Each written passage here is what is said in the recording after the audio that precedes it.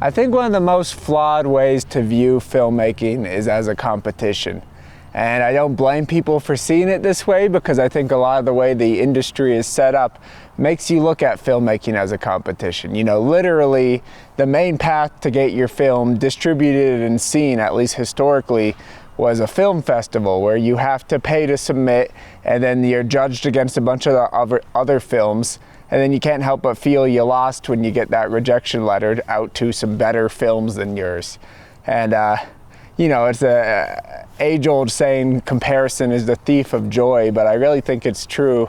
The second we start thinking of our work as less than others, or work as less than ours even, it makes filmmaking a lot less interesting and a lot more exclusive, because I think when you're operating in any art form, you should want as many people going at it as possible, because it's exciting when people discover a new way to express things, or they express things in a way only they can. And you want people to better themselves, and you want them to push their craft to the next level as you do it. So then you and your peers are all like uplifting each other and seeing each other do great things.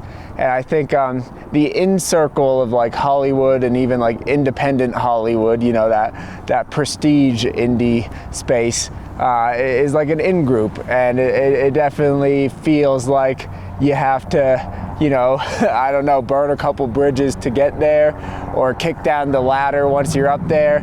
It seems like a very unwelcoming space, and it's a shame, because there's a lot of great films, of course, coming out of that space and out of Hollywood in general. There always have been, but they definitely don't seem like something you could accomplish. And I think a lot of young filmmakers make the mistake of looking at Hollywood as the thing to strive to.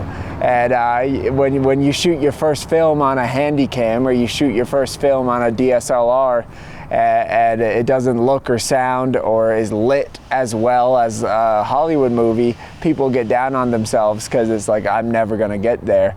But there's two questions there. It's like, where are you right now? That's more important. Are you growing? Are you building? Are you exploring appropriately with the tools and skill set you have? And the second question is do you even want to get there? Because once you get there, it's a very controlled, focus grouped, executive power. I don't even know what to call that. But it loses a little of that luster and excitement of not being there.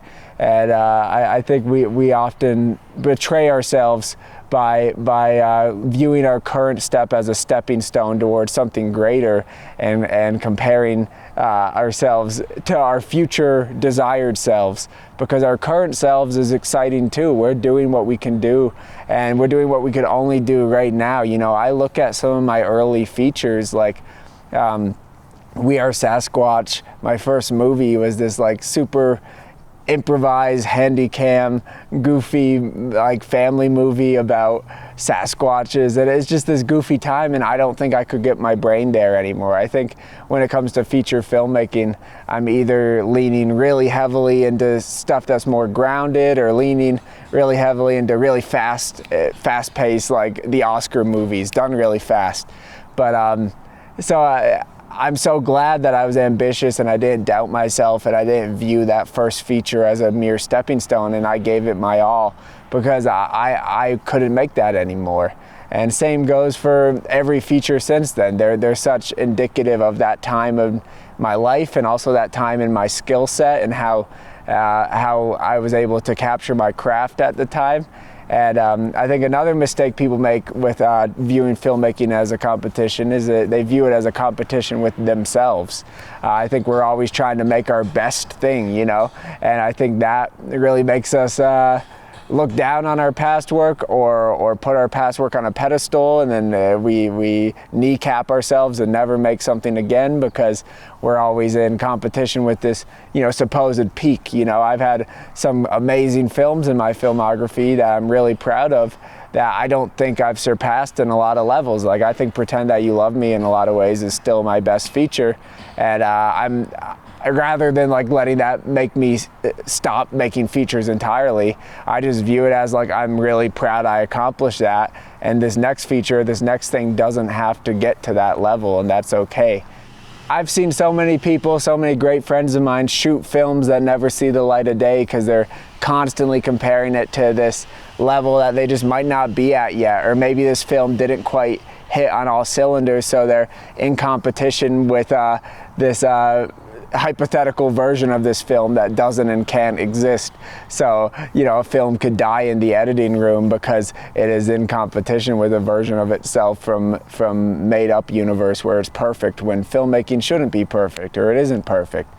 And I think the best thing we could do as filmmakers is allow ourselves to be gentle with ourselves, allow ourselves to be patient with ourselves, because we are where we are because that's where we wound up. You know, it's not more complicated than that. And the best you could do is be ambitious when you can, be creative when you can, be conscientious of where you are emotionally and where you are energy-wise, because I've exhausted myself, and I think it's good to be gentle with yourself and let yourself have down periods where you're not making stuff as frequently, or the stuff you make is silly. You know, I'm making a lot of really silly stuff on my channel right now, and I'm fine with that. It's definitely not like as profound as some stuff I've made in the past, and nor do I think it should be. You know, I'm allowed to be silly.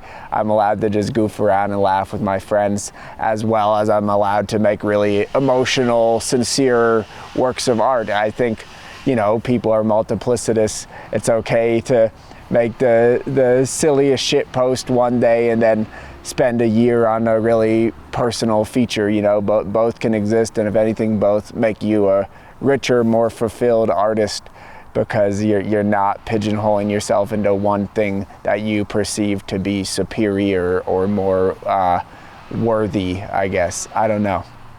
But yeah, just be easy on yourself. But that doesn't mean don't be ambitious. It just means be ambitious within your capabilities, and don't let your ambitions blind you from your capabilities. I think, yeah, if any of this connects with somebody, I'd love to hear about it in the comments. I definitely think we can all be a little more patient with our filmmaking, and a little more understanding, and a little more imperfect, as I've said in the past, and accepting that that's okay. This was very rambly, but I love you guys. I love movies. Have a nice day. And this is a nice tree stump.